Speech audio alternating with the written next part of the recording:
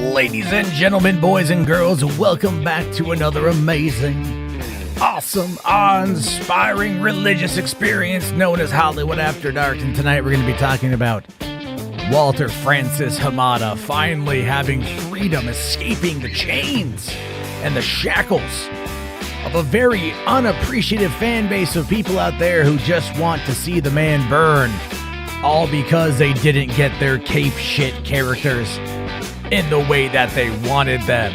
We're going to talk about that, Silent Hill, and a whole bunch more here tonight. Hollywood After Dark, folks. Let's fucking go.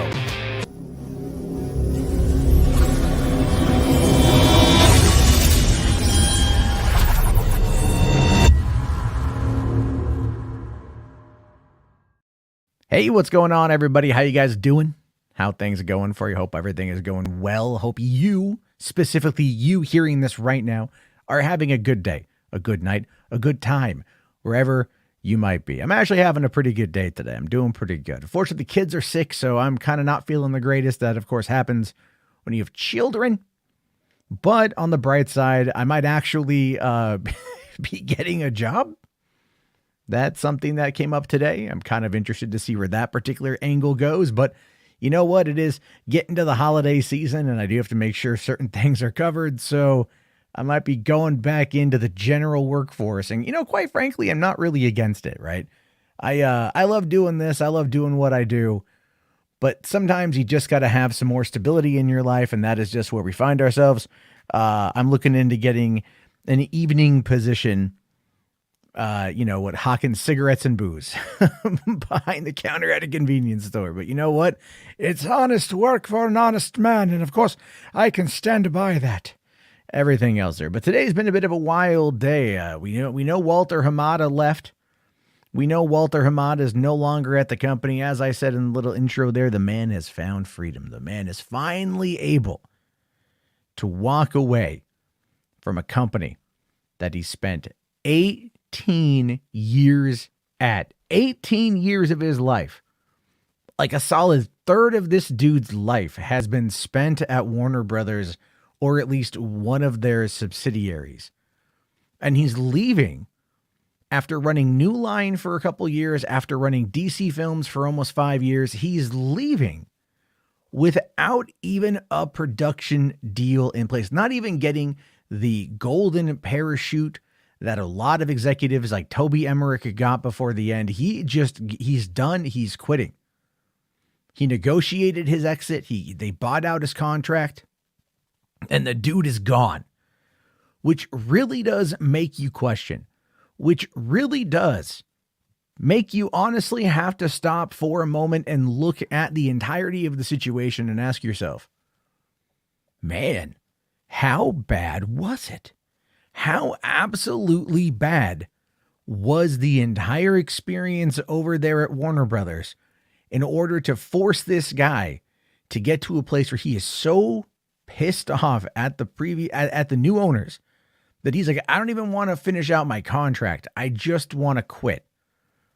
And even though it's been reported that Mike DeLuca and Pam Abdi wanted him to stay, that they wanted him to keep running DC Films, they wanted him to finish out his contract, they actually coerced him into staying just until Black Adam release. He didn't even go to the premiere of the movie.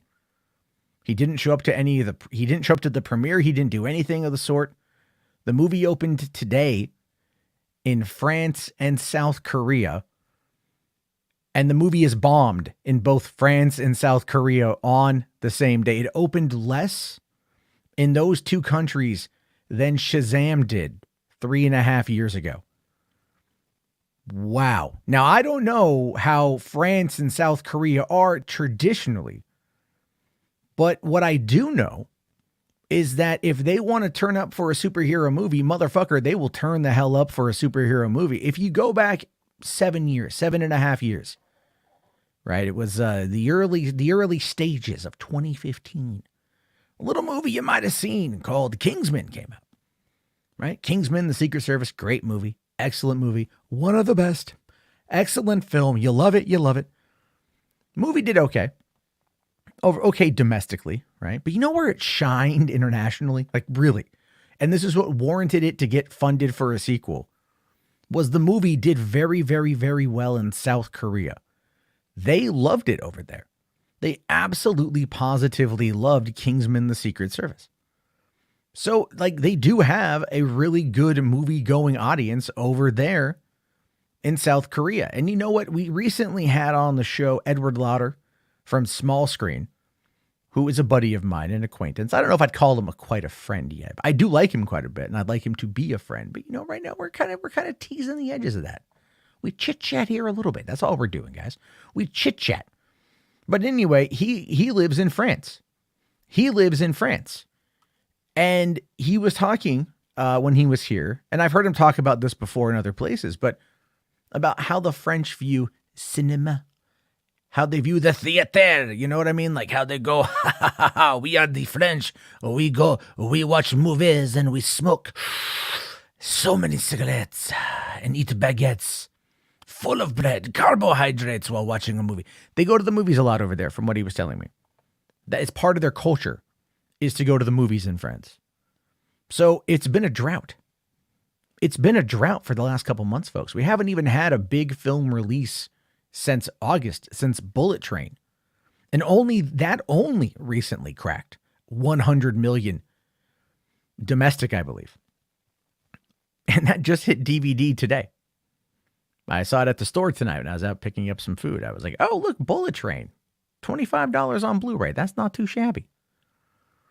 So this is the point, right? This is the whole point, is that what we're looking at here is that in the places where Black Adam has opened so far, it has not done very well. Box Office Pro has said that the predictions have dropped immensely in the last week. In the last week is when they had the premiere. That's when Henry Cavill was confirmed. So what the hell is going on? And why is it important? Well, to Walter Hamada's career, at this particular point, it's not that important. It's done. It's over with. You know, he's moved on. But he's left the company 18 years. No production deal. 18 years, no production deal, and he bailed. Now, there's been a lot of speculation online about that. I've seen a lot of people try to, like, really do a lot of revisionist history in regards to, like, who he is or what he's been about or things that he's said or done or things that they believe that he has said or that he has done. When generally, and let me just kind of reiterate this, this guy is well liked in Hollywood. He's well respected. People speak highly of him, and that has meant nothing to the cultists out there, the Snyder cultists that are using this today, using this guy as just like they're beating him with sticks for no other reason. He did not want to work with Superman, Henry Cavill Superman specifically. Now, people out there are probably going to, they're going to go, but he didn't want it. He turned it down. He denied for Black Adam. But let's ask ourselves for a minute why. Why did that happen? Why did Walter Hamada walk away from any kind of deal with Henry Cavill and The Rock and everything else? What forced The Rock to go around him to Mike DeLuca to get permission? Well, there's probably the Shazam situation, of which case at the time when Shazam was in pre-production, that was over there at New Line, with Walter Hamada running New Line, working with Toby Emmerich, working with Jeff Johns, getting that movie off the ground. So he would have had communication with The Rock and Danny Garcia and known what they wanted to do for Shazam. And again, there's that whole contract dispute over Henry Cavill and his appearances. He had one appearance left. One appearance after Justice League. That was left on his contract. Why waste it on a cameo? Why waste it on that? They weren't able to come to a decision. We've talked about this multiple times. Danny Garcia is a producer on Shazam, Shazam 2, Black Adam. She's a co-owner of Seven Buck Productions. She is absolutely heavily involved in this scenario and was unable to convince Warner Brothers in 2018 during the process of filming that movie from January until May of 2018. At the time, Hamada had moved over to being over at Warner Brothers. She had failed to convince them to bring her client back, but they left the door open. Headless cameo in Shazam, a faceless cameo in Peacemaker. They never wanted to replace Henry Cavill. They wanted to find a way to work with him, but it simply was not able done in that time period. And after Henry Cavill was reportedly removed from the role in the summer of 2018, most likely after the Shazam deal had fallen through, and after the disastrous Justice League. And again, I like to remind people about this. I'd like to absolutely remind people about this because I find it fucking ridiculous. Guys, I find it fucking ridiculous that when we are talking about this scenario, like there's so many people that are just like, yeah, no, it's all on Hamada. The characters, they weren't damaged at all, right? There was no damaging with the Justice League following the events of 2017, right?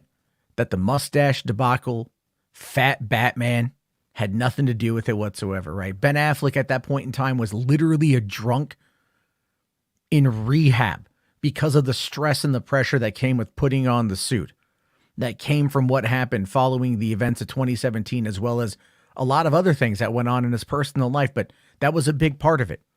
Henry Cavill was working with Chris McQuarrie. They were trying to get, they had an idea for Man of Steel 2. They pitched it, but Warner's turned it down because at the time they just probably were thinking, maybe this is too expensive. Hamada was brought in to mitigate and manage budgets and to bring the costs down, and maybe that was just too much. And maybe they looked at the returns of Man of Steel and they thought to themselves, it simply at this point is not worth it for us. Because when AT&T had bought them out, right? Remember that when there was a merger happening, so they weren't going to make any major deals at that point in time.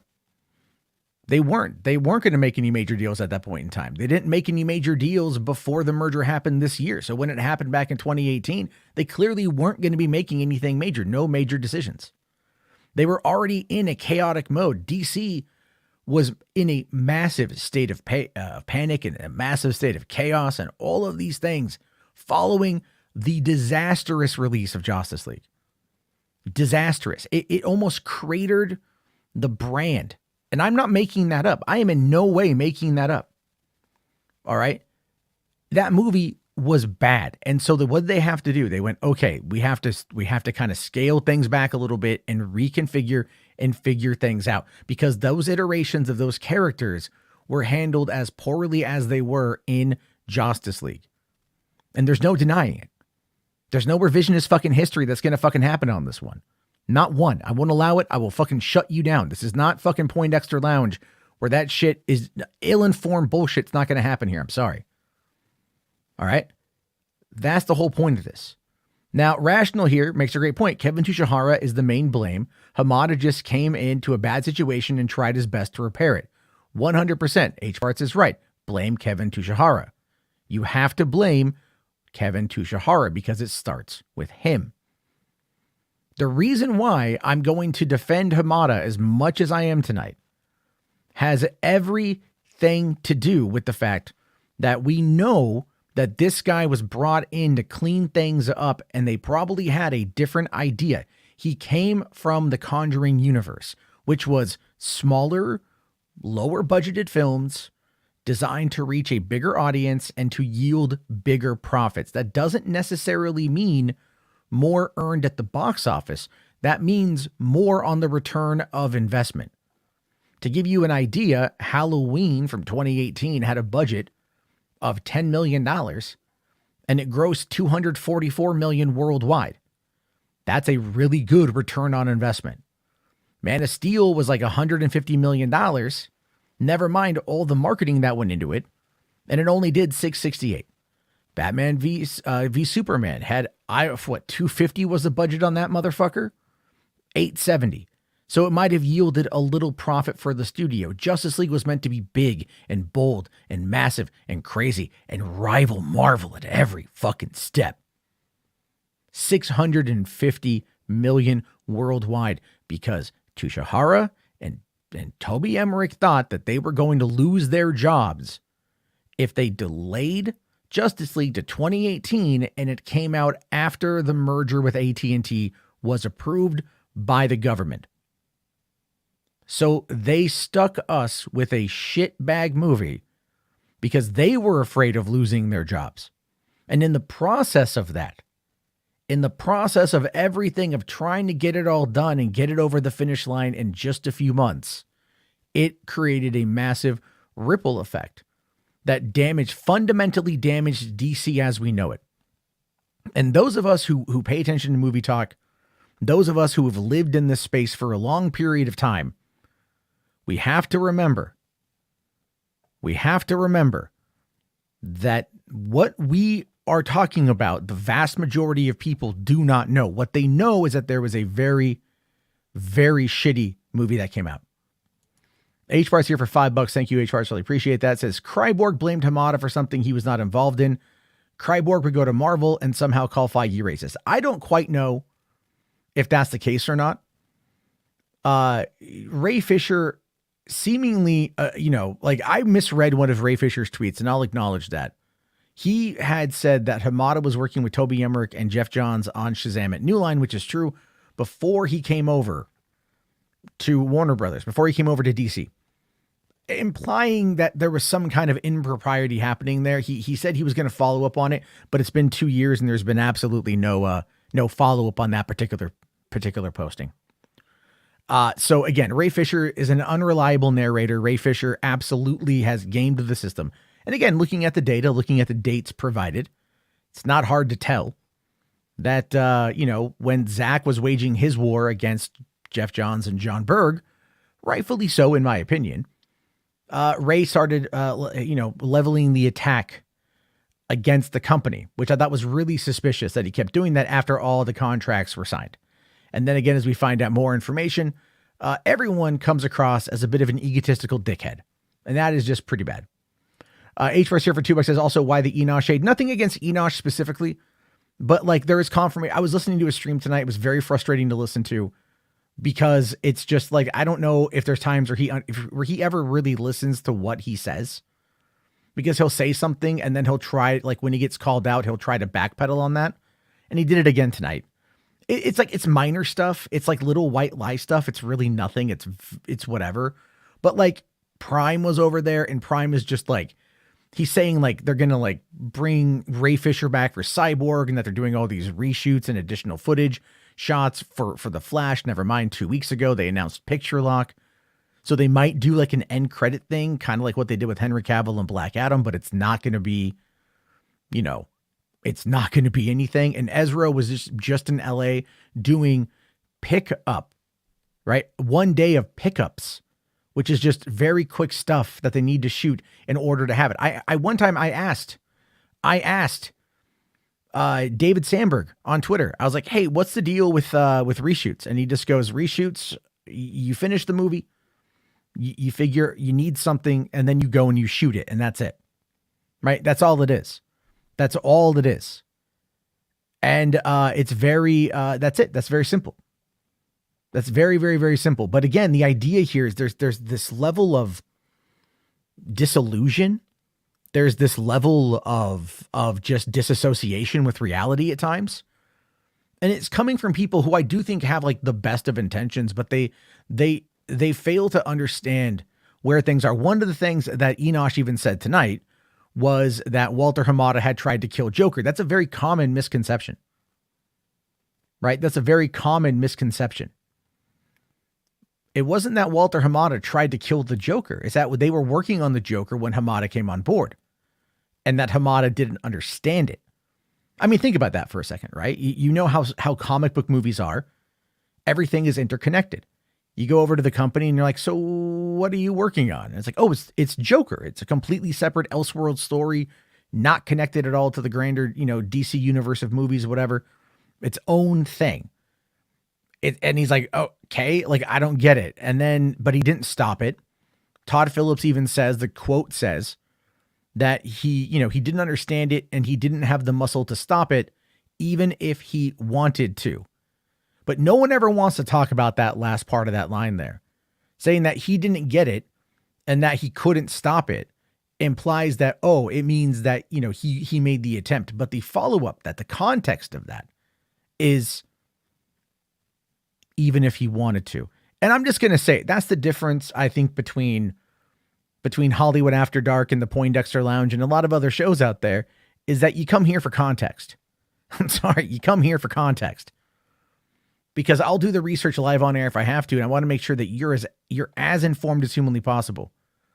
But a big problem that comes out of this particular type of conversation from other people is it's completely loaded, bogged down by confirmation bias. Even tonight, I was on Max's stream and they were bad-mouthing Hamada, and I came in there to defend him because I'm sorry, I'm going to defend the underdog in a situation where I feel the person didn't do anything wrong and was just trying to do their job. And when I came on in, Max was like, well, I just don't want to talk about it. I'm just done talking about this. But you just spent 5 minutes bashing the guy. But now that there's some actual pushback here, you want to back it off. You want to shut it down. And it's like, that's the thing. That is Snyder derangement syndrome. That's the reality of it. It's that these guys live in this world where everyone associated with Zack Snyder is literally a golden child. Their taint has no smell. Everything is perfect. They ejaculate pearls and pearls, whatever, right? Like it's everything. They're angelic. They're untouchable. Never mind the fact that the company itself has made major mistakes. And when they brought in somebody like Hamada to ready the ship or to steady the ship, he was still trying to figure out what they wanted to do. And he was trying to figure out a way to expand what was working and keep budgets smaller. And what we found out today, right? What we found out today in a couple of ways. Okay. All right. Like what we found out today is that during the writing process of Shazam, in the original draft of the script, the writer had written that both of Billy's parents were dead. And he was at home and he got a call from Walter Hamada, who at the time was running New Line. And Hamada had suggested, what if Billy's mom's alive, but she just doesn't want him? And the writer told the head of the studio, was like, dude, Walter, you're crazy. Like, Walt, you're crazy. This isn't going to work.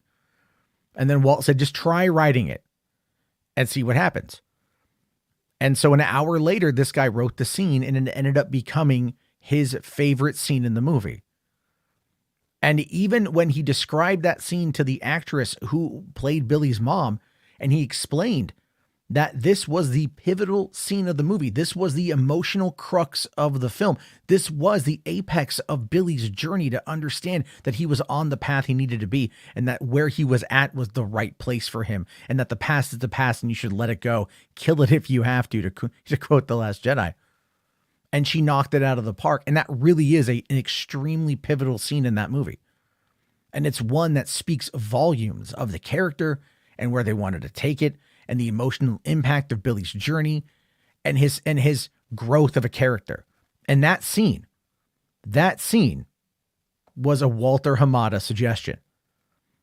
And even Walter Hamada on Birds of Prey was the one who suggested Chad Stahelski comes in and does the action scenes, reshoots the action scenes, and apparently even also was the one who suggested that Black Mask actually wear the mask.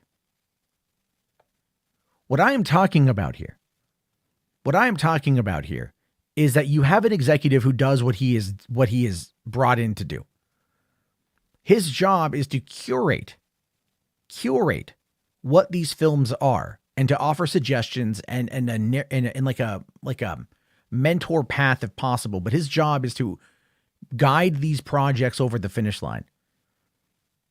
And I think on that front with the Suicide Squad, yes, it came out during a pandemic. So did Birds of Prey. Both movies had their faults, but I think Suicide Squad was good. It gave us Peacemaker. Peacemaker was the shit. He also helped bring in the Batman. When Affleck, who was broken by the previous regime, broken by all the changes, the uncertainty, everything else that had happened in the years following Jeff Robinov's exit from Warner Brothers, because Robinov is who brought in Snyder and Ben Affleck and Nolan. And when it went to Tushihara and it became more of a corporate entity, it in part broke Ben Affleck. Like Hamada was still trying to pick up some of the pieces from that shit to deal with that stuff. Ben Affleck quit being Batman famously on Jimmy Kimmel. But then to be fair, the Snyder Cut probably brought him back. And I think the Snyder Cut probably brought Henry back as well. Now, did Hamada have anything to do with that? I can't tell you one way or the other. If I had to guess, and this is me being charitable on that front, I would say it was probably not his deal. He probably wouldn't have done it. But it was an edict brought forward by his boss, Jason Kilar. And again, when the movie came out, Kilar got a bunch of shit. Hamada got a bunch of shit. Why aren't you continuing the Snyderverse? Because it was always meant to be a cul-de-sac. That's where it was meant to be at. Because they want to move forward, not regress backwards. And this shit costs a lot of fucking money. And where Warner Brothers Discovery is right now is not in a good place financially. They are $50 billion in debt. They need to find a cost-saving measure of $3 billion in cuts for just this year alone, hence the whole Batgirl situation. And the pulling of that movie out from underneath Walter Hamada without telling him or consulting him or at least giving him a fucking heads up prompted him to want to exit after Mike DeLuca and Pab Amdi were reportedly wanting him to stay around because they liked him. Because like I said, he's well liked. But no, he's called all of these bad things by all of these Snyder cultists who believe Ray Fisher, who we've pointed out is just a bully, a diva and a bully is who Ray Fisher is at this point. Because he's done things, he's said things that absolutely go against the mantra of accountability over entertainment, and not one of his sycophantic fan base have even remotely said one thing back to him to hold him to account for the things that he has said and the actions that he has taken and things along those lines, where he turned an entire group of people against a man who wasn't there when this shit went down. A guy who, for all intents and purposes, is a company man and was trying to do right by the company and was trying to, give everybody a win-win. Like, look, we'll throw Joss Whedon under the bus. We're fine with that. We'll give you a part in Cyborg. We're cool with that too. We'll make this work for you. We'll do this thing for you. All right. But we got to keep Jeff Johns. That's where it's at.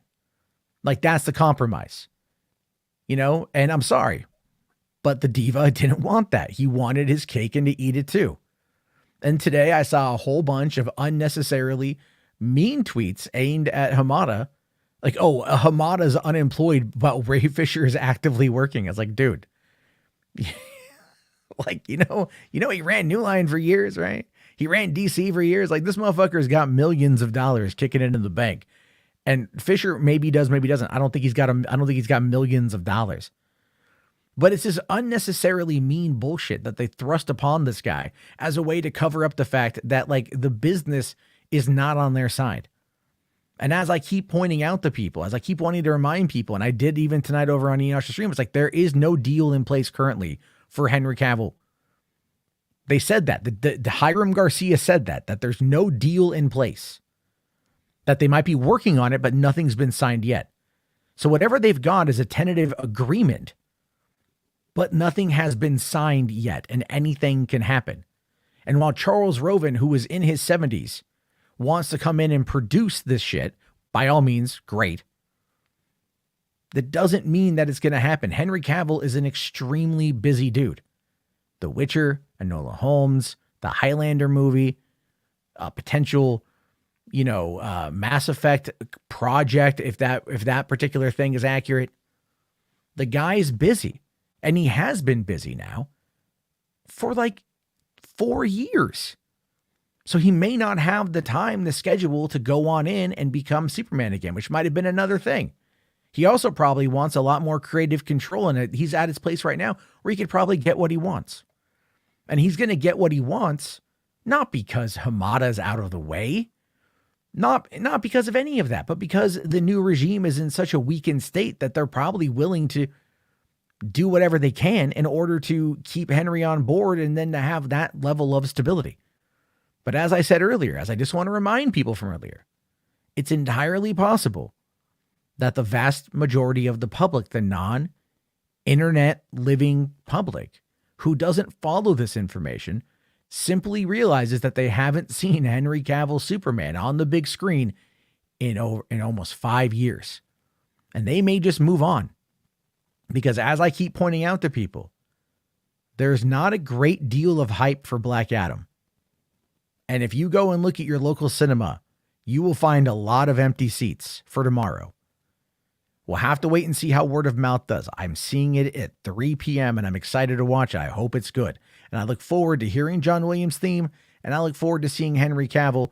Although the curl, based upon the image I saw, I hate the curl. I hate the curl. Don't do the curl. Just slick the hair back. You know, like, come on, you're not a fucking teenager anymore, dude. It's like that's such a bad design flaw. So there you go. There you go. Now, H-Bart's here, I agree with. They must have promised Henry big stuff to use up his last appearance. I think they did. I think that's what they did. Donovan here reminds me, Argyle. That's right. Argyle's coming out too. Argyle's been filmed. But Argyle is one of 3 stories. One of 3 stories right now. We don't know what's going on with any of that. But it's one of 3 stories. So he's a busy man.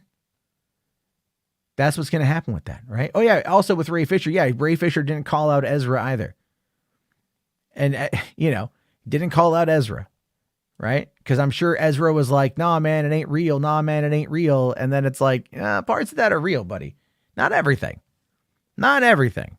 But some of it is. So, all right. Fandom NSLs asks, are you ready for the best superhero movie in years? Oh, right. I want to talk about that. I got to find that particular post because that to me is hysterical. Let me head over to Twitter real quick and find that because that shit is really, really funny. There was a $7 Productions today decided that they wanted to, let's see if I can find it. They wanted to put out a little bit of promotion. 10 hours ago, they wanted to do. I'll bring it up. They wanted to let everybody know that someone out there, someone has said, a critic has said that Black Adam is the best superhero movie in years. Critics are calling Black Adam the best superhero movie in years. And this is what the response is. This is great. 229 quote tweets. Luke here, press X'd it out. Comic movie marks a Homelander meme. I love this one here. Farhan. Yeah, LMAO, a guy waking up with an American accent, but is originally from Egypt. Shurjan. And then going back and forth. Nuke the fridge. This is Lewis here. And this is, keep in mind, this is why this is funny. Nuke the fridge approves the message. We loved it. Only Lewis saw it with a couple of his friends. By the way, the people that Lewis usually sees the movie with both gave it rotten reviews. We talked about that last night. Black Adam here says big moments require big screen. People are, haha, that's some funny shit. Like, people are just like, why is he lying? There's a bunch of the new Rockstar memes that pop up here, man. A lot of people kind of giving this shit, right? Are they though? It seems like critics are usually saying the complete opposite. Now, I don't put much into what they think. Most are out of touch hacks, but don't lie about it. Also, real poor choice to not include the Hans Zimmer theme. Lost me there. And then, of course, showcasing here, IGN saying try as it might to capture lightning in a bottle. Black Adam never manages to find the spark. Rolling Stone Review says no, Dwayne Johnson's Black Adam will not change the power hierarchy in the DCEU. It will make you believe, however, that even with a bona fide movie star on deck, this extended cinematic universe is truly a lost cause. However, again, I'd like to remind everybody The Rock is not a bona fide movie star. He is an entertainer, but he is not a movie star. We've proven that, like multiple times we've proven that. I'm so tired of that lie. Slash Film here says, simply put, Black Adam isn't very good. In fact, it's bad. Here's our review. And a lot of people have been saying this about this, right? A lot of people have been talking about it. So let's take a look here at this new little thing. Let me just bring it up full screen. Okay, let me just do this. No one on this planet that can stop me. Black Adam is being called the best superhero movie. So the best superhero movie in years, and that little @ right there is Nuke the Fridge. Nuke the Fridge is that little @ right there. That's who that is, man. That, of course, is Louis Lecca. Is the guy. So they're putting that in the marketing.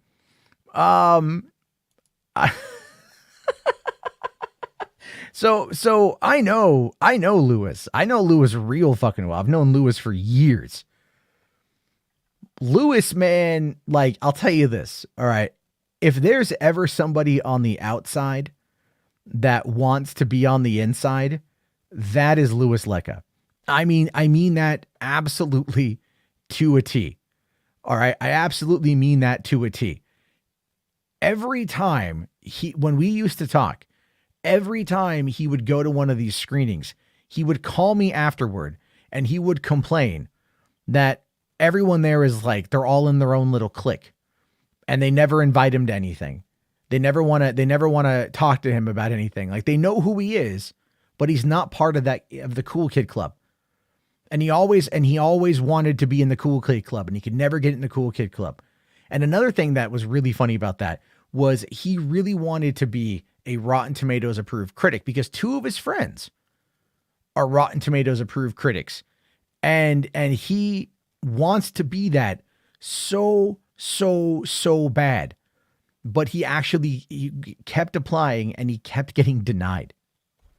So it's funny, which is why Louis, like I said, Louis is a person who look, the best way to describe Louis Lecca is that, oh God, how do I say this without being very mean? Because deep down, I still like Louis, but I'm going to give him shit.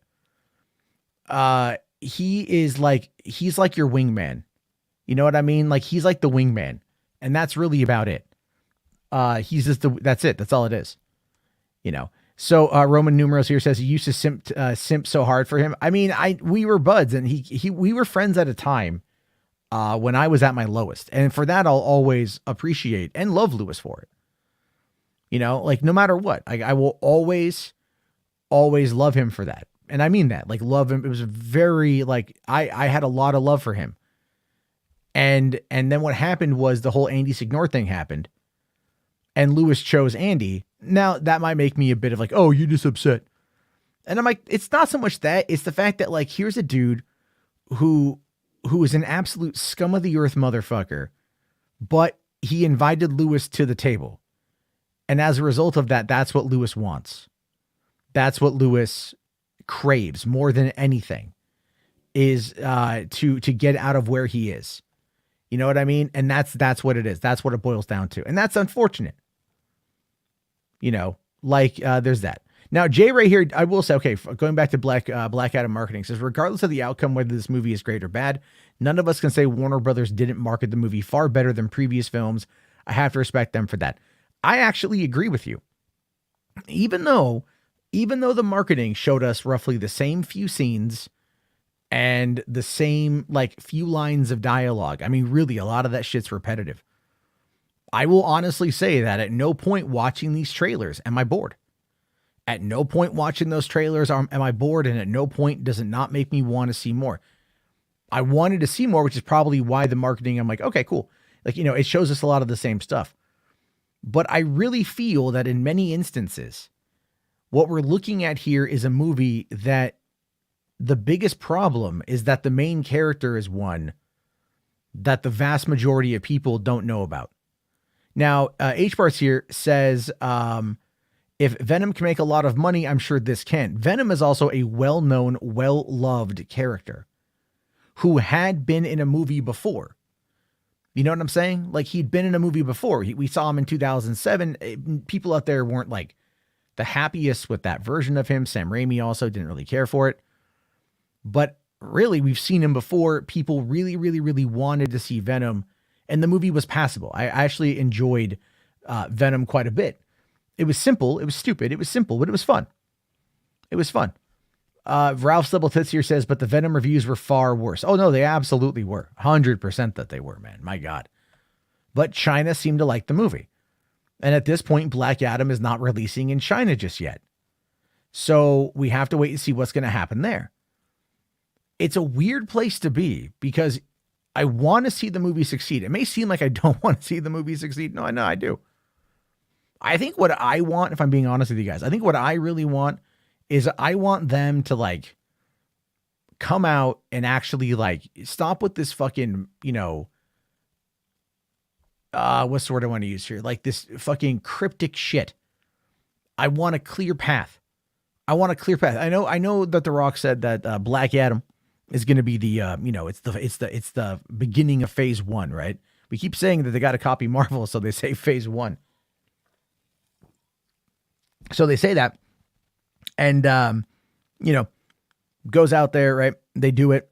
Great. What I want to see is I want The Rock to stand up on stage with David Zaslav or Mike DeLuca or whoever's running the show at DC, and bring up a graphic and go, we're starting here with Black Adam, where we introduce the JSA. We have Shazam 2, Fury of the Gods, where we are going to finally get a little bit more of the Black Adam Shazam crossover, because they have similar powers, and they're connected through the Wizard. Then we're going to be getting the Flash, and the Flash is going to be setting up what's to come as the Flashpoint comes to the universe. Which Batman will be left standing at the end? You got to come to theaters June 2023 to find out. Then at the end of the year, we're getting Aquaman 2, continuing the adventures of Arthur Curry. This time he teams up with his brother in order to save the world once again, whatever the plot line of the movie is, I forget at this point. And then we got Blue Beetle, and he's going to be, our boot on the ground hero, our street level guy. Rounding out that, I mean, they could, and then go, and then beyond that, beyond 2022, 2023, we're going to be announcing this stuff. Man of Steel 2, blah, blah, blah, blah, blah, right? Black Adam 2, all of these things. And then they go, here's where we're getting to the end game, and here's where we're setting up the big bad. And then from there, if the movies do well enough, maybe then they can bring back in Darkseid and bring up the Darkseid story, and maybe continue it from the Snyder cut, and then have it come that, right? Just have it be like Justice League 2, the old ways or something, right? And then everyone's going to know, oh shit, that's Snyder cut related if they keep it in the Snyderverse, which, hey, guess what? They probably fucking should. I agree. I think that they should keep it in there. Now, we don't know. We don't know if this version of Superman is from Justice League or Snyder cut. They haven't confirmed that yet. The removal of the one shot from Justice League makes you think it's probably Snyder cut, to be fair.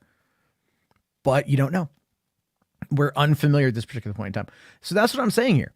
And that's what I'm saying here is they need to come up with a fucking plan, and they need to stick with the plan. They need to actually build out something and build trust with the audience. That's what they don't have. All these people are fighting over one man. They're fighting over motherfucking Zack Snyder. That's it. Right? That's it. They're fighting over Zack Snyder and Zack Snyder's vision, and Snyder probably doesn't want to come back. I know he'll say it, but he'll also never say no to a paying customer. But at the end of the day, can Warner Brothers Discovery actually afford Zack Snyder for what he needs? And what I really wish is that these people that talk about Zack Snyder all day, every day on Twitter, my God, it's fucking insane. That they would stop saying like Deborah Snyder to run DC Films. Like, are you fucking stupid? She's a producer. She's a producer. She's a hands-on producer with her husband. They run their own company. Like, you think she's going to leave? Do you really think she would leave Zack and head over to run DC Films? Like, no, that's not going to happen. After everything she went through herself with the company over what happened in 2017, do you fucking think she'd want to go back? No, not at all, man. Not at all. Not one bit. That's what I'm saying. That's what I'm saying here. Nick here says, no one knew who the fuck Shazam was, and it made a ton of money getting a sequel, especially heading into buzz. Here's a reason why Shazam gets a sequel. The movie only did $366 million worldwide. It made less money than Solo, but the budget was also a lot lower than Solo. It had a very modest budget. That's why it got a sequel, and it probably did okay on home video. It was a good movie, but it's also a cheap movie. They shot it in Toronto over the span of 6 months, and this one, is going to get a bit higher of a budget just because. But let me see here. Shazam budget. Shazam had $100 million budget, so a more modest budget. All right, let's see. Shazam 2 budget. We currently don't know. It's around, okay. So it says here, according to, I guess you could say some Reddit leaks or whatever. Again, grain of salt this thing. Shazam 2 has a budget of around $100 to $120 million. So they're keeping the budgets. I don't want to sit there and say insanely high, but that's not bad. That's pretty accurate. That's pretty average for this particular kind of stuff, right? So having $100 million budget is pretty good for what they're attempting to do. And it looked really, really, really good for the other stuff, right? So stream elements, spread HWAD like herpes, hit the like now. There you go. I support that message. I support that message, Shrimla. Thank you. Appreciate you. Appreciate you so much. Zapier says, also Shazam got great reviews and audience response, which increases chances for a sequel. That's true. McLeoder says, holy fuck, when a YouTuber has more common sense in figuring out a plan for a whole franchise than the actual people with high-paying jobs that are in charge, then you know we're all up shit creek without a paddle. Hey, man, listen. Look, like, here's the thing. I couldn't run DC Studios. I would probably fuck it up because I would just put the emphasis all on Batman. I really do. I'd be like, oh, who wants to do Superman? Fuck care. Right? Like Henry Cavill or nothing. Like this Ta-Nehisi Coates thing makes sense because they want to build up to a multiverse movie. Right? You can see them trying to build to the multiverse. So having Elseworld stories that could connect in Crisis makes sense. Plus, J.J. Abrams had an overall deal with Warner Brothers, and he was working on a bunch of DC stuff through that deal.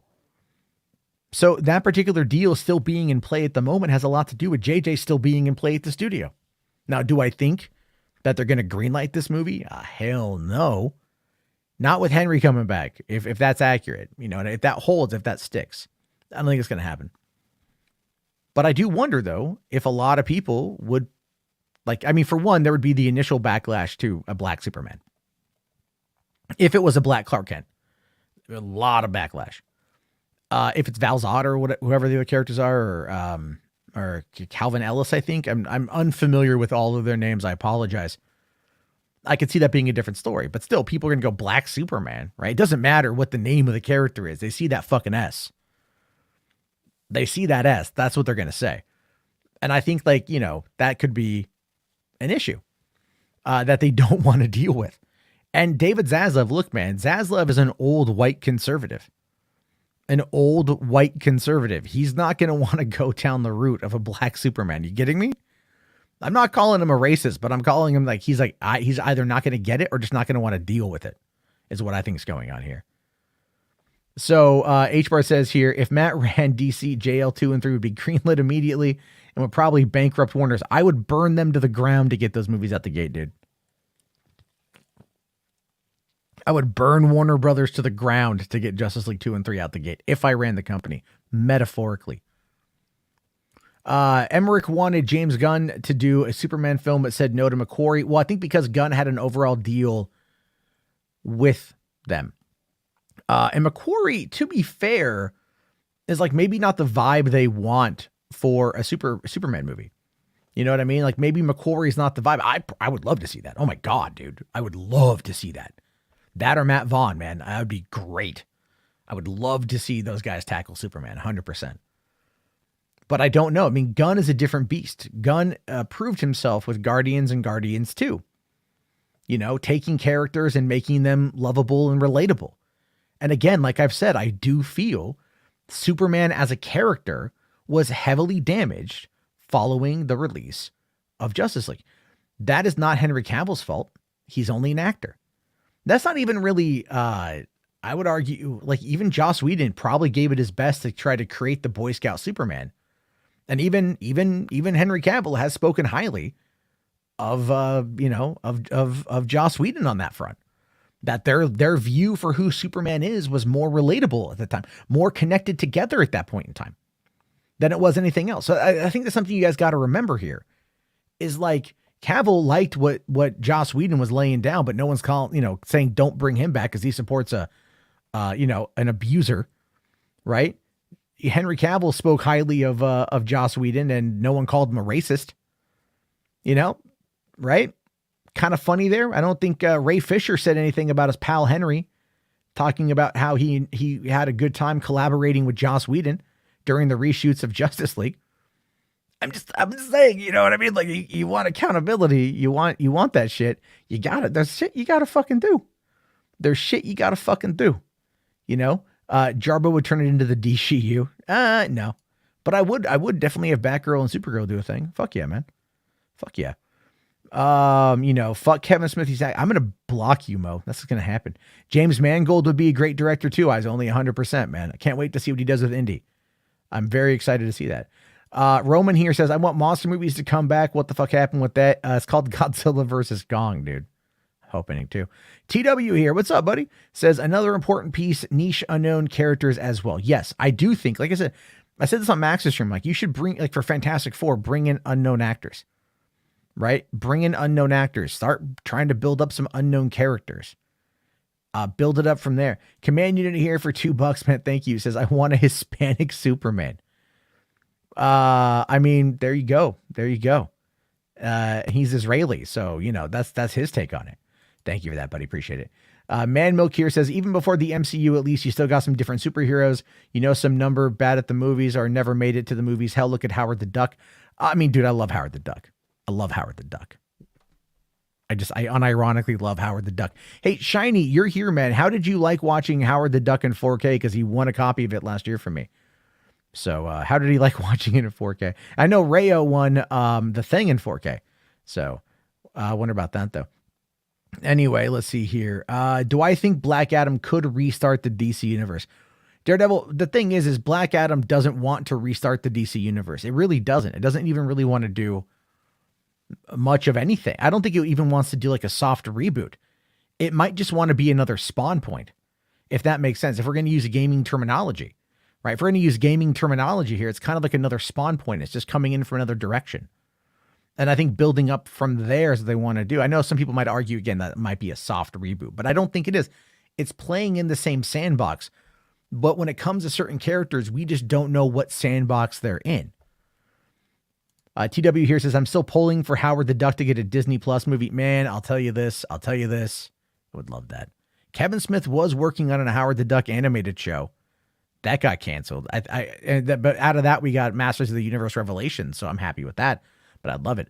Ray here says, thank you, Matt, again. Nah, thank you, Ray. You're awesome, girl. Don't even, you, dude, come on. You're like the number one cheerleader for all of us in the sector of things. So, no, thank you, Ray. And go check out her live streams, everybody. Check out, she plays lots of games. Go check it out. Yeah, I know I got to give away this digital codes. I'll give them away. I'll give them away on Friday. You know what? No. I'll give them away on Saturday because I got to do that charity stream. So I'll give them away on Saturday because I have to still do that. I have to schedule that. I need to get fucking other people involved. Shit. I kind of lost track of the week.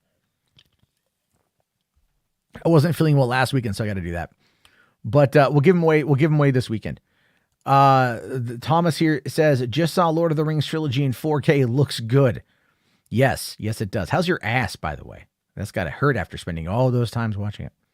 Rational here says the DC plan you laid out was on point. Let me call Abdi and DeLuca. Yeah. Literally, do you know literally all I did is just like go back to 2014 when Kevin Feige went to the El Capitan Theater and he brought up like phase 3 and just put it on the screen and was like, this is what we're doing. That's it.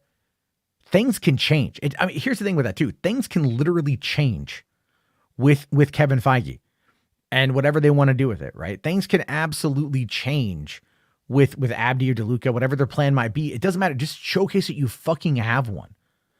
Star Wars needs to do the same goddamn fucking thing, right? The Mandoverse in the movies have got to do the same thing. They need Kathleen Kennedy needs to stand up there and like bring up a graphic and just go like, they kind of did that like with what was it that at D23 they had a little bit of that, you know, and but it's like, oh yeah, here's all the shows we're working on and like here's the timeline of when they're coming, and get excited because then people have something to look forward to. Right now, everything at DC is up in the air and like nobody is like demanding that like they like whoever's there, like, you know, put out something to kind of like steady the discourse, which is why I keep saying that Black Adam, I don't believe has a great deal of hype behind it. There might be online interest, but online interest doesn't like resonate into being ticket sales. You know, H-Barts here says, Lord of the Rings CGI holds up better than most Marvel films. I mean, dude, Jurassic Park CG still holds up better than a lot of the stuff these days. So, DC had a roadmap in 2016 that never happened. That's right. I forgot about that. Yeah, I forgot. Coming 2020, Cyborg, the movie. Just imagine how things would have been, folks, how they would have been amazing if we would have gotten those films. But DC is run by cowards.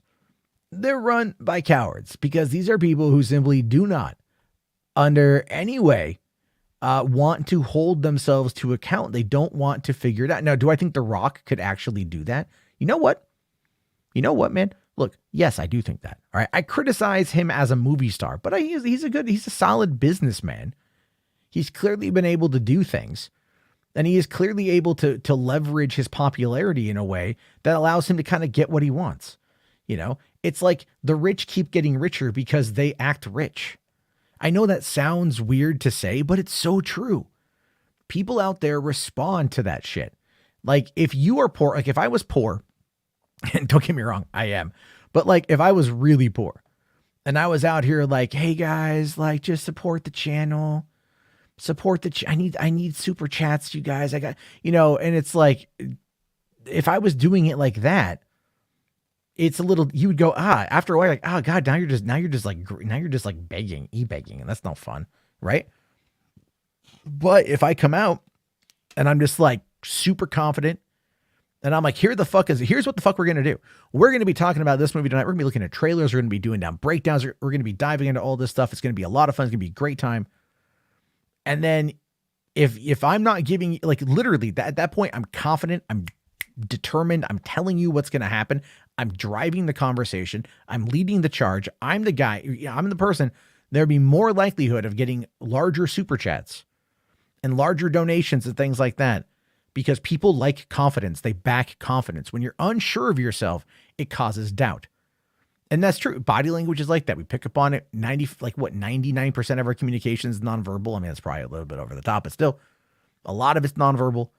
A lot of it is just your attitude, how you present yourself, and everything else in the process. And a lot of people out there, they waver, the ums, the ahs, like, I don't quite know. And we all get like that. You know, even The Rock will get like that too. But I mean, like when he's on, he's on. And that is why he is able to get what he gets. Because when he's on, he's on. And that's what people respond to because that is what they see, right? Like that is what they see. And so when you have somebody out there, like a company that doesn't know what the fuck it wants, and it just keeps cowering in the process whenever there's a little bit of pushback, and there's no clear leader that comes out and grabs, you know, life by the scrot and it just, you know, goes, we're going this direction, bitch. Like doesn't do that. It causes, and then years of that. And then you got Kevin Feige looking like a fucking Adonis compared to anything at DC. You know, Feige goes like you could hear Feige will appear on like the Today Show or something. And then there's a ton of speculatory articles out there. Like, what's he going to show off? Is it going to be Fantastic Four? No. Is it going to be like, is Iron Man coming back? Like what's the big announcement? Because everyone's like, oh yeah, Feige is confident and he delivers. That's the difference. If you're confident and you deliver, people will just throw things at you. They do because they want to support it. But if you come across like a weak little bitch, they're not going to want to support you because because there's nothing there that they can get behind. You know what I mean? Like, look, we call out Syl all the time for his bullshit. We call out Nerdrotic all the time for their bullshit, for the bullshit. But you know what? You got to give them credit. They're always calm. They're always confident. They're always just fuck you, I'm right all the time. And their audience responds to that. Even though they do some objectively shitty things, their audience responds to it. They keep hammering home the messaging and they do it with confidence. So people believe confidence. It's a social dynamics thing. Anyway, I don't know why I'm on that fucking tangent, but that's what I'm talking about here. All right. That's what I'm talking about here. Yeah. The mic cut out a little bit. I saw that it dropped a bit. Anyway, H. Barcier says, my old neighbor looked like Kevin Feige. I would always ask, what inside info can you give me? And he says they signed an NDA. There you go. That's cute. That's funny. That works. That's a little tongue in cheek thing. Batman Superman here says Black Adam should not be the reboot point for DC because Dwayne Johnson will only care about his own character / image and other superheroes will suffer. So on that particular point, I agree with you and I disagree with you based on one caveat. So if you look, what it is when he was in the WWE, he would play the heel. The Rock understands how to play the heel. The Rock knows how to play the heel. And in this case, what he's been doing, and to his credit, as not only as a fellow actor, but a producer and a businessman, if you watch the interviews, where he's with the cast. Yes, all eyes are on him. All eyes are on him. Aldous Hodge, Quintessa Swindell, Pierce Brosnan. Dude, it's like it's The Rock next to James Bond, but The Rock commands the room. He's got the charismatic smile. He's got the big frame. He kind of towers over everybody. He's sitting usually in the center of the room. All eyes on him. It's very strategic how that's done.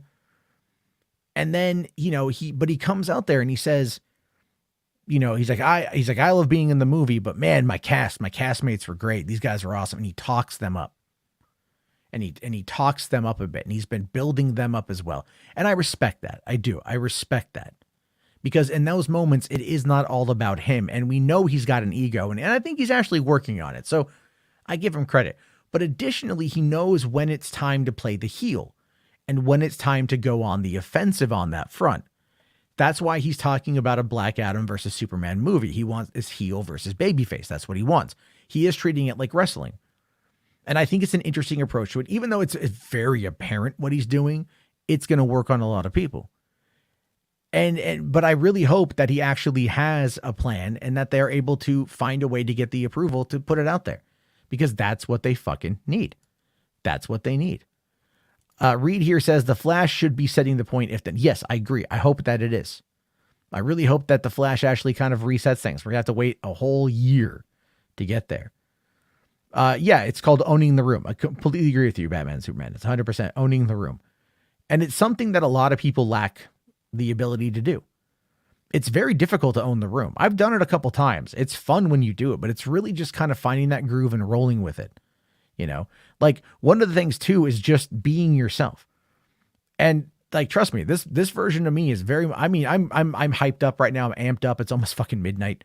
I got to get to bed here pretty soon because of the kids, but it's like, I'm kind of hitting it. And it's just me. But if it wasn't me in the room, just me in the room, I'd still be probably like this and talking over people and everything else. It just happens. To naturally charismatic people.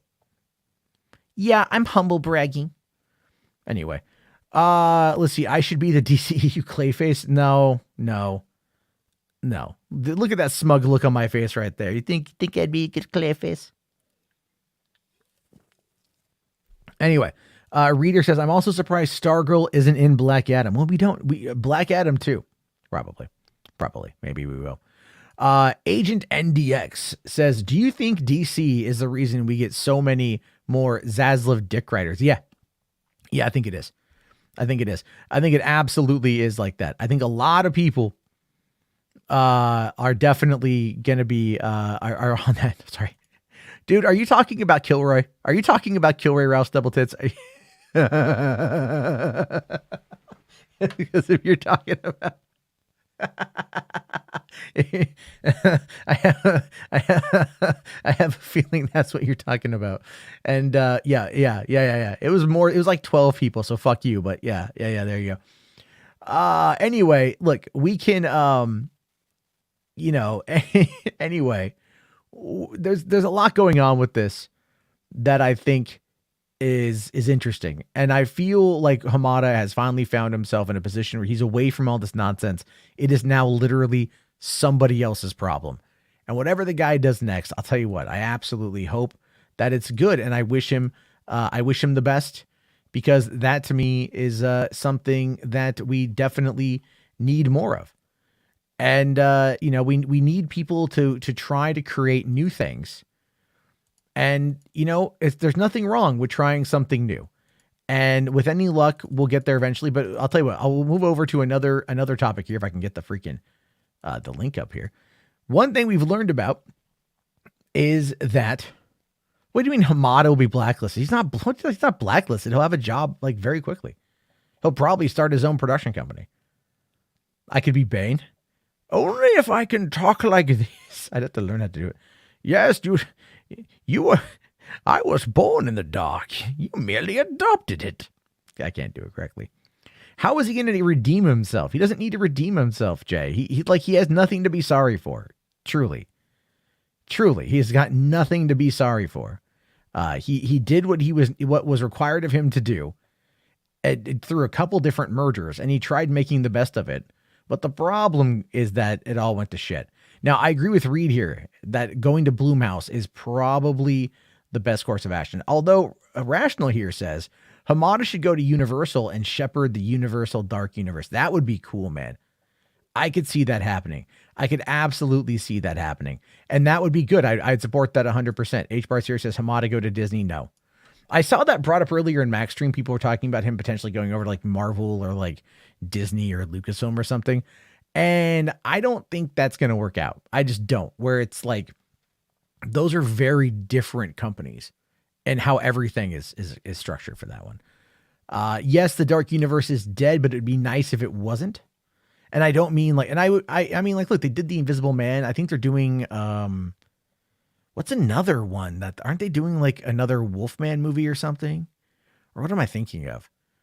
I forget. Anyway, it's definitely crazy. Campia said Hamada might go to Marvel. Come on.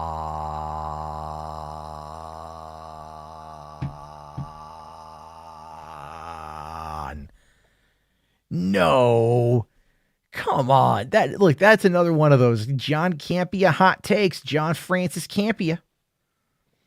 Nerdy here says, I wouldn't be surprised if Walter lands at Apple, Amazon, or one of the other major studios. Yeah, I could see Apple or Amazon. I could see that. But I do think that Blumhouse is a good bet.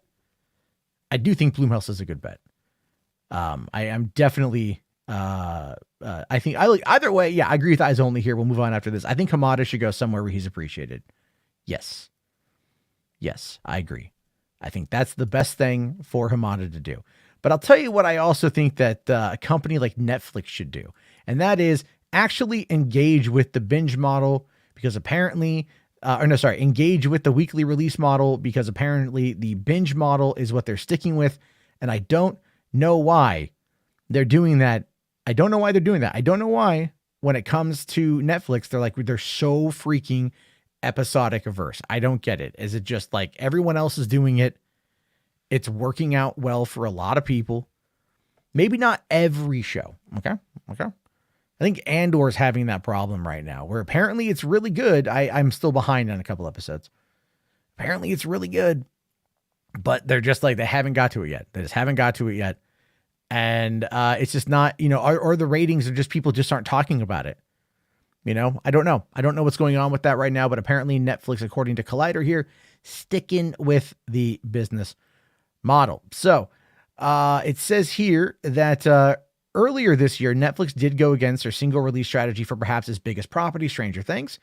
The fourth season of the series was released into 2 parts over the summer, and it seems that the strategy was successful given the absolute ubiquity of Hellfire Club t-shirts. There's no doubt that everyone will see at least one Eddie Munson out on Halloween night. Dude, I see Hellfire Club t-shirts all over the place.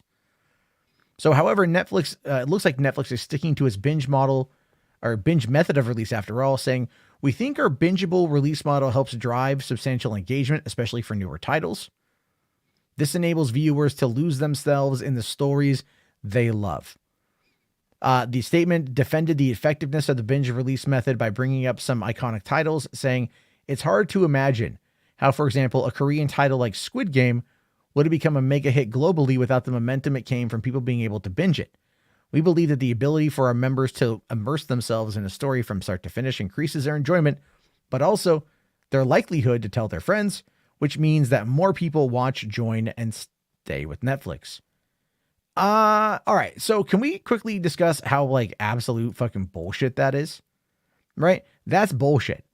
That is very, very, very bullshit. And the reason why that's bullshit is because people very much watched the Stranger Things first 7 episodes. Remember, it was going to be the first 4 episodes. Then they were going to hold it. And then because they were going to end it on the episode 4, Running Up That Hill. Great episode.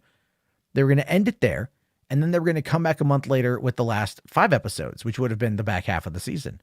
Then, this is my take on it at least, the Monopoly game leaked out who Vecna was. And that ended up causing them to then reconfigure their release strategy to drop 7 episodes and leave the last 2, which came in at just about 4 hours for both, to put them, to have it be that way. Totally get it. right? I understand why they readjusted. Having it be in those 2 blocks would have been interesting. But again, it proved that because it ended on a cliffhanger, everyone was talking about Stranger Things for the month leading up to its release. And there was so much hype for the second half, right? So much so that it even crashed Netflix's servers. Now, on the subject of Squid Game didn't start getting popular until like a month or so after it came out. That's when it really started getting the word of mouth through Netflix. Like I had heard about it from some people.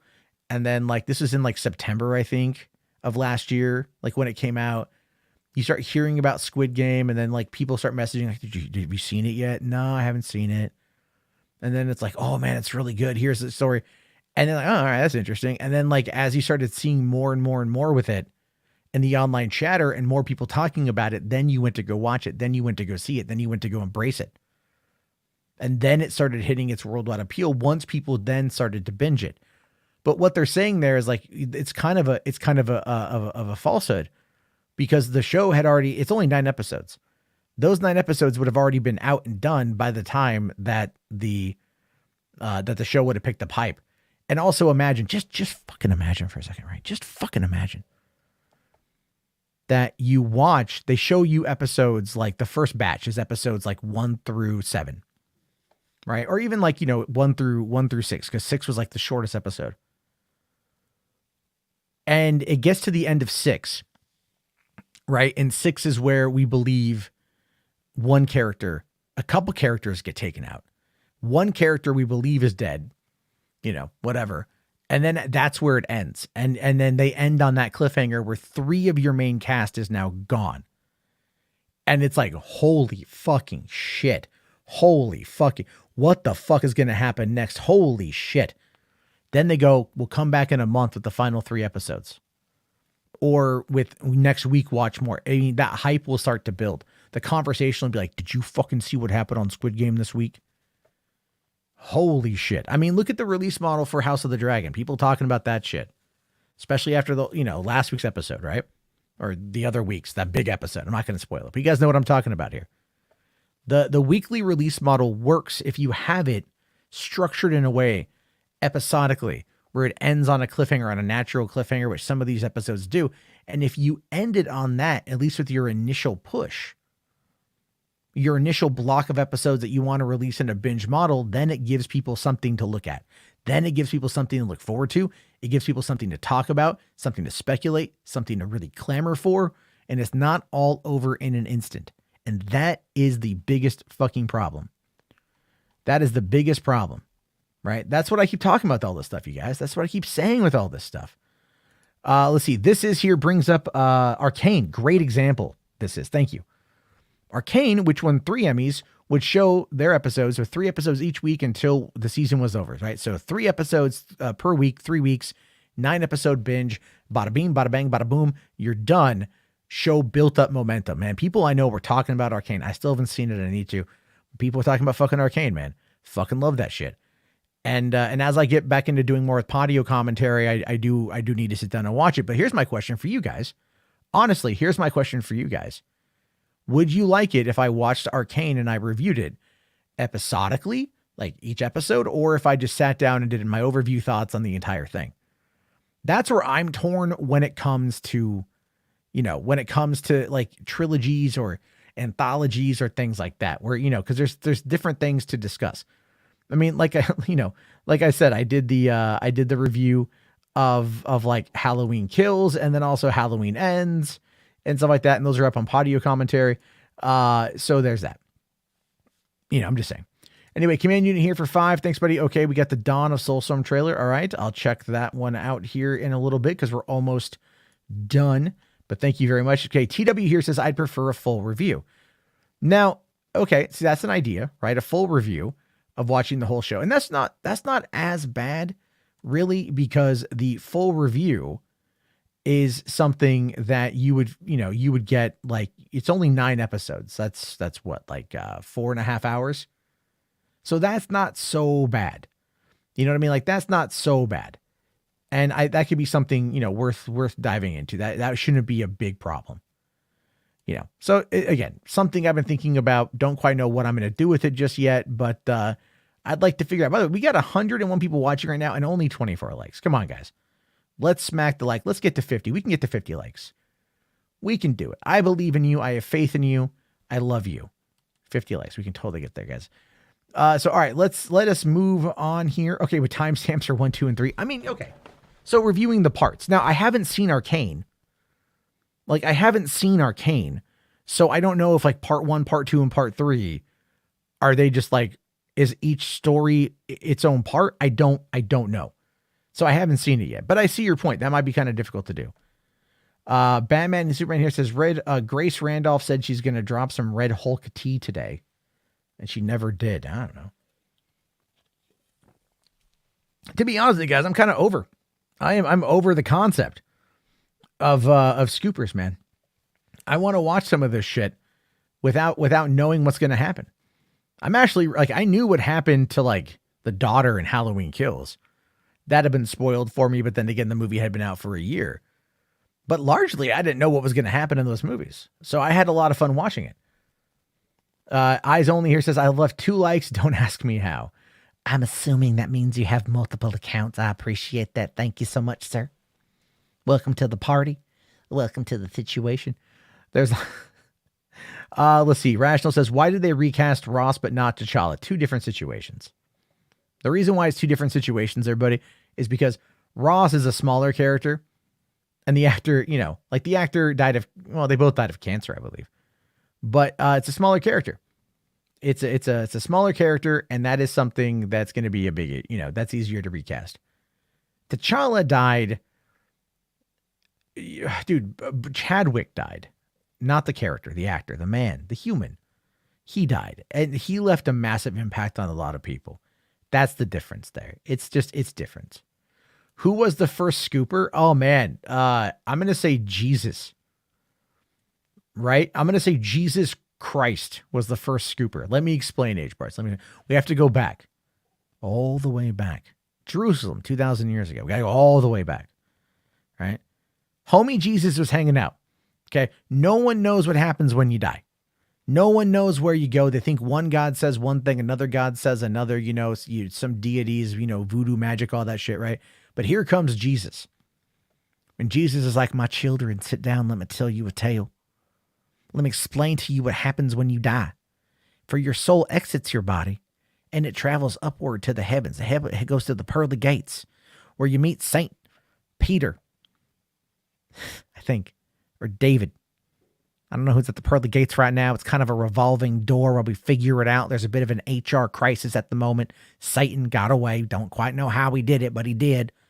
He's going to tempt you, but doesn't tempt you. You come up to heaven, and you get everlasting life, eternal greatness, everlasting gobstoppers, happiness, blowjobs, all those things. He's scooping death. He's scooping the afterlife for these people. That's what's going on. Oh dear, a religious lesson by Matt Jarbo. Yes, that's very true. You've offended some. Is it another night on HWAD, Shiny? 100%. I'm just saying,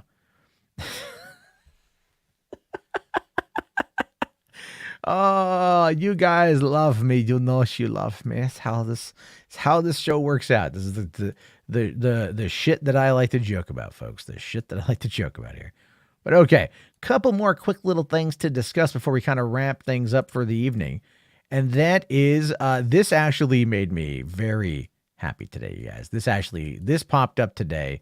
We've seen this image before, but I definitely loved it. And I definitely think it's one of the better moments of 2023. And this is at D23, Ki Hu Kwan on reuniting with Harrison Ford 38 years later. Saying here, he looks and points at me and says, "Are you short round?"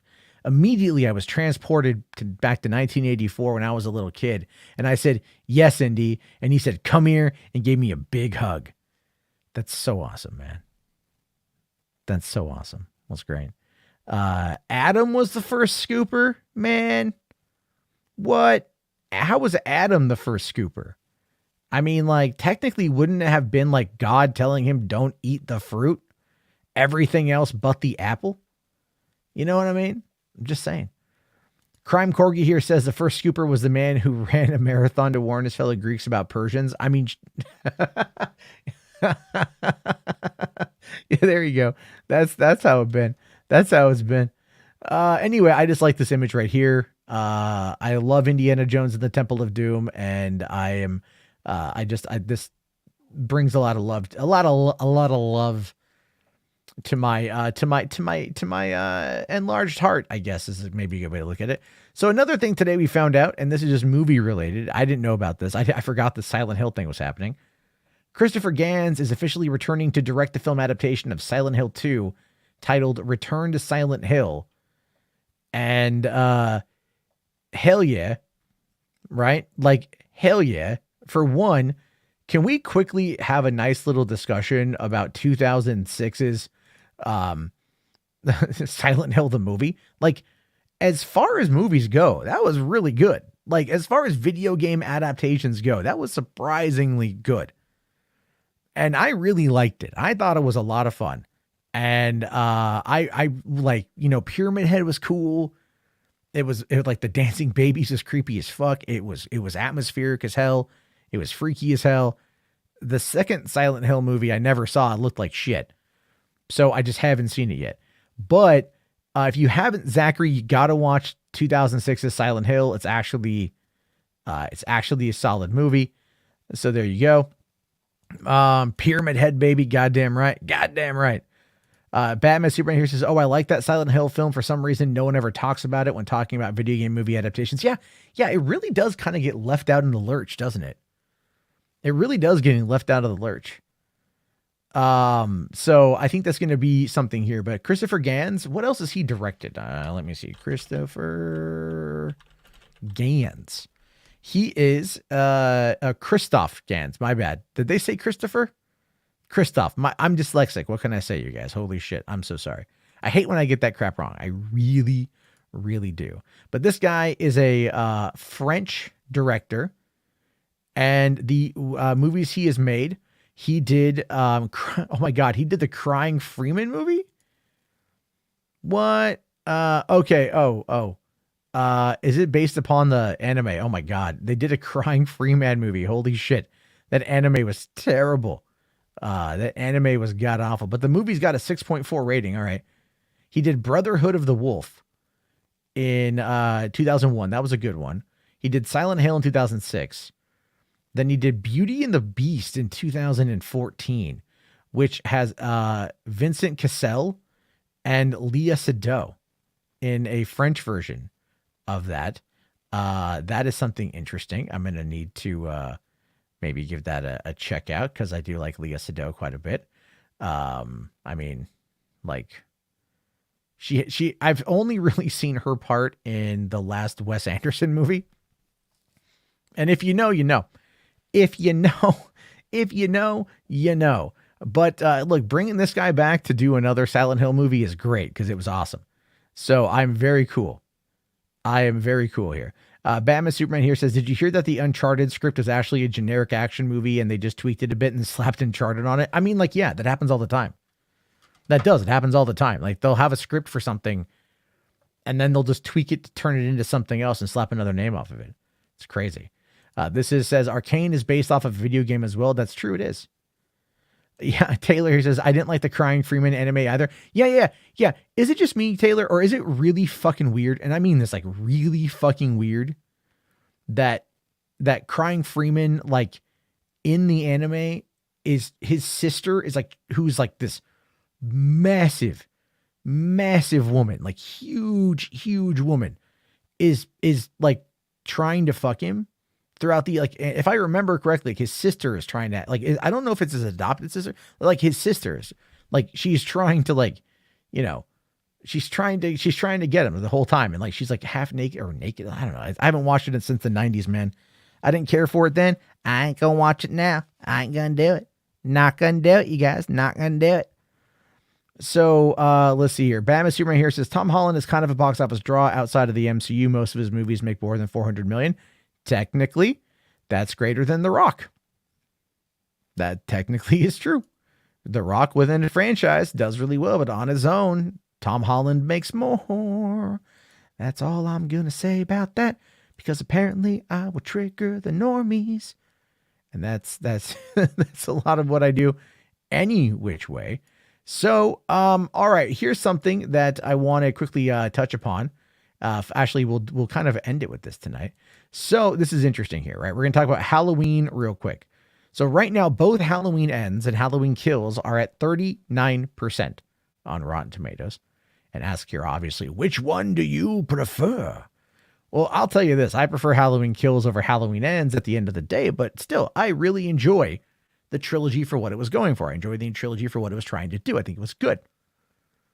But this movie, Halloween Ends, really angered a lot of people. It did. It angered a lot of people on the internet. So, of course, you know what that means, right, folks? Like, you know what that means. That, of course, means that somebody out there is wanting them to, remake them. We have now hit peak entitled fans, because there is a change.org petition with 4,100 signatures to reshoot Halloween Ends. Yeah, folks. 4,100 people have now signed a petition, and we're watching it literally going up in real time for them to remake Halloween Ends. Oh my God. This is hysterical. So let's take a look here at their reasoning for it. What is their explanation for this? Started by a guy named DJ Jones. I'm going to probably do my own standalone video for this tomorrow just because. But it says here that Halloween Ends was not a film that fans wanted. This was an origin story, the Corey story. We deserved a movie worthy of Michael Myers and the Halloween franchise. We love this franchise wholeheartedly, and this version of Halloween movie left us sad, mad, disappointed, and infuriated. Please give us a movie that shows us what Halloween is really about. Our apex predator, the king of slasher movies, Michael Myers. This movie gave us a weak, pathetic Michael who needed his mask to survive.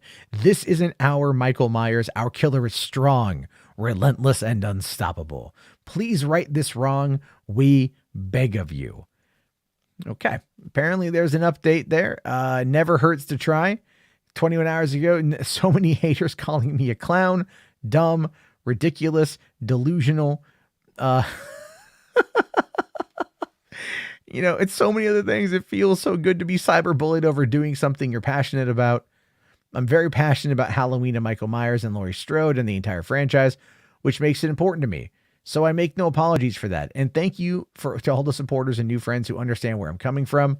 I'm not an idiot. I know this would never happen. But hey, I never thought we'd get a new trilogy with Jamie Lee Curtis reprising Laurie. So I say to the naysayers, you never know. And to all the haters, all I have to say is you hypocrites would be the first in line to watch a Halloween movie made for the fans, popcorn in hand. We just want our voices heard. We love our Halloween and we want an ending amazing as what we know it could have been. We will always love Halloween. We are just left with a very bad taste in our mouth. Long live Michael Myers. Very bad, very poor taste in their mouth, you guys. Is what that DJ guy is saying right there. Listen, I mean, for one, you got an issue here with the movie. I understand that it's not for everybody, but I think if you go and you watch Halloween, Halloween Kills, and Halloween Ends back to back to back, you're going to get a story with a very clear, definitive ending. One that knew what it was saying before they started filming. They knew what they wanted to do. And there's something that David Gordon Green, Danny McBride, Jamie Lee Curtis, and John Carpenter were all a part of. They were all part of that creative team to get this franchise made. They shot all three films for roughly $50 million. And the movies have grossed a considerable amount. So they made their money. But yeah, Halloween Ends is definitely one that a lot of people out there are going to have some issues with. And I understand that. I get that. It's one that has to sit with you for a couple days. And I think the more you think about it, you may not like it, but the more you're going to understand it. I think that's okay. I find it interesting that, I should say, I don't find it that interesting that there is that there's a petition to do it, that there's a petition to reshoot Halloween Ends. I mean, you know what, man? Like, it could be a thing. It could be a thing here. This says at least it's not the Dragon Ball movie. Yeah, at least it's not the Dragon Ball movie. At least that's not happening, right? At least with that, we're all good. We know it's all good, and it's perfectly fine. So, you know, I just love the fact that that we are in this world now where Halloween fans are just like, remake Halloween Ends. But they're not gonna, no one's saying anything about Halloween Resurrection, right? No one's like, remake Halloween Resurrection. Don't you know? Oh my gosh, you guys. Oh my gosh, indeed. That, of course, is the world we find ourselves in, and that's why it is absolutely hysterical. But that is also where we find ourselves for tonight. Goober, real quick here, Goober316 says, at least they got an ending. We never got that with the Mario Brothers sequel. That's right. That's right. Also, Mario Brothers, the sequel, or the movie, the animated movie, Picture Lock, ready to come out next year. They're finishing it up. We're going to get probably get a full trailer by the end of the year. That's going to be a lot of fun. And also Mario X Rabbids is coming, I think, next week. So if you're looking for that one, was there a super chat I missed? Oh, right. Jess, thank you. Okay, we'll do the super chat. Thank you. And then, obviously, command unit and the video. So asking thoughts about Helena found out to be a liar. So I did talk about this, I think last night when it came out, but I can reiterate that again.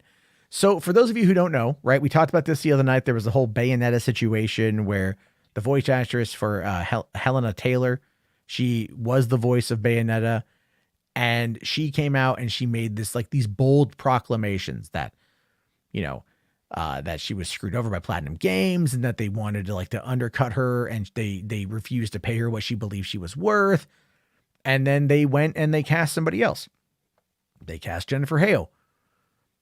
And so she was mad about that, as she has every right to be mad about that. But she called for a boycott of the game, and it racked up views, man. People were making YouTube videos, like Dreamcast guy was like, I've canceled my pre-order and I shall not be getting Bayonetta 3. Review Tech USA, same fucking thing. Tons of people just attacking. Hideki Kamiya from Platinum Games, him blocking people because that's what he does. Him blocking so many people that his account went into restricted mode on Twitter. And it just was this mess. And then, Jason Schreier, who fucking hates me, by the way, does investigative reporting and uncovers the fact that Platinum actually had offered her about $15,000 roughly to do the entire game, which is more than most voice actors get for the game. And they offered her a good deal because this was the third game. This was, the voice actor was popular in that role, and they were going to give her some money for it. She wanted residuals, she wanted more apparently, and they didn't want to, they offered her a good deal. When she passed on doing that and they brought in Jennifer Hale, they then still wanted to work with her. So they went to her and they said, hey, we'll offer you a cameo role in the game for $4,000. She still turned that down. And at this point, everyone basically just kind of went like, whoa, we done. And so many people backed off. So many people were like, my bad, you guys. Whoopsie daisy. And here's the thing. I think as that news begins to spread, I don't know if it's going to help bring back those pre-order sales that were lost, but it's entirely possible that it could lead to more pre-order sales from people who weren't going to get Bayonetta, but now they're curious about it because this is a you could almost argue a grift that blew up in her face. So there's, that's definitely an interesting thing there. But we'll have to wait and see. We will have to wait and see. Eyes Only here says, I never got an ending for Sidney Prescott yet. I have a feeling that will happen. Let's see. Review Tech has gone extremely downhill over the years. His chat has been criticizing him a lot. I mean, I like Rich. I've got no problem with him. Congrats to him hitting 1 million subs. That's good. I'll never hit 1 million subs, and that's okay too. I would rather have a good small community of people that support the channel, support me, support the show, and we have a lot of fun. That's where it's at. And we have that. We have a lot of great people that support, and I really appreciate that. So let's take a look here at this is from Command Unit. This is the Dawn of War Soulstorm trailer. I believe this is another Warhammer thing, but he says it reminds him of Starship Troopers. So let's see how this ties in to the Paul Verhoeven 1997 classic. THQ, motherfucker!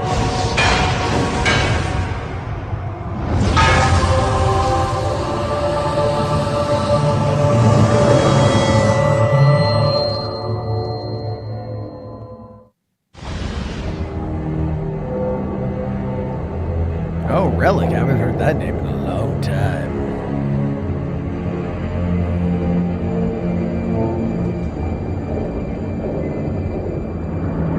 Warhammer 40,000. Divx. Oh my God. Hold on. Real quick. It's a 2-minute long trailer. We're 47 seconds in. And it's just been like the load up. Like this thing is loading. I feel like what we were watching are loading screens for an old school PS1 game. But let's keep going. Damn them! Fight for all your worst soldiers. We've got to win this.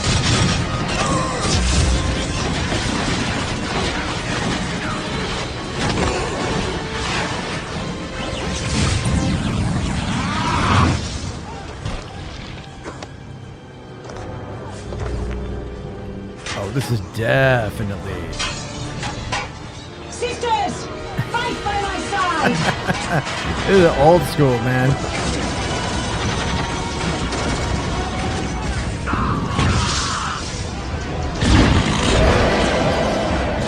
Now, my sisters! In the Emperor's name!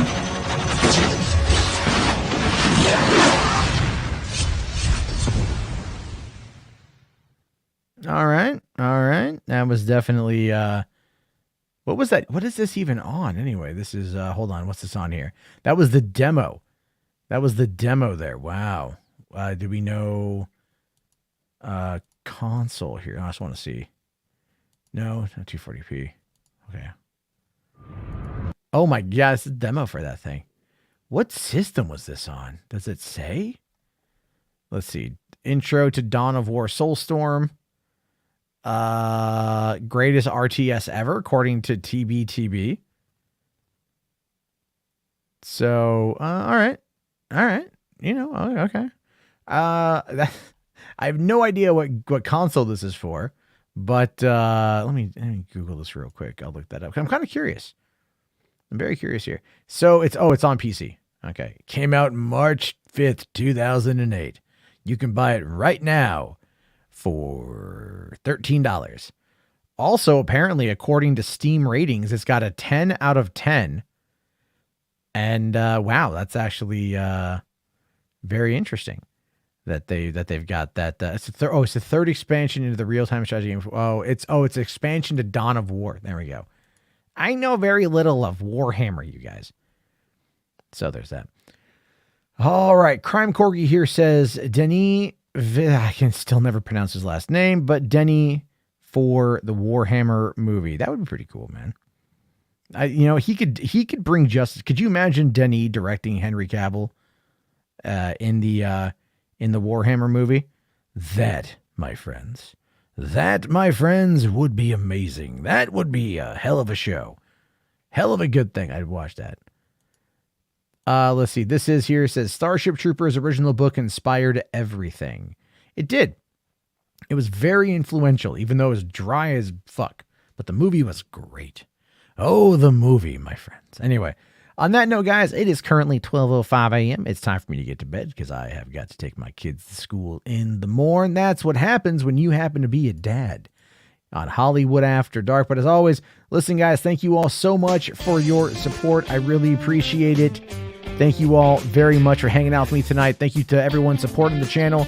If you guys want to help support it further, patreon.com/Matt Jarbo. There's a Hollywood After Dark HWAD Squad group on there, trying to build that up to go more full-time to get away from all of that pesky 30% YouTube there. But that's just, if you guys want to support, I appreciate it either way. I'll talk to you all later. I'll be on tomorrow night for a Black Adam extravaganza stream to talk about if it's good, bad, or in between. All right, everybody, have yourself a great night. Stay good.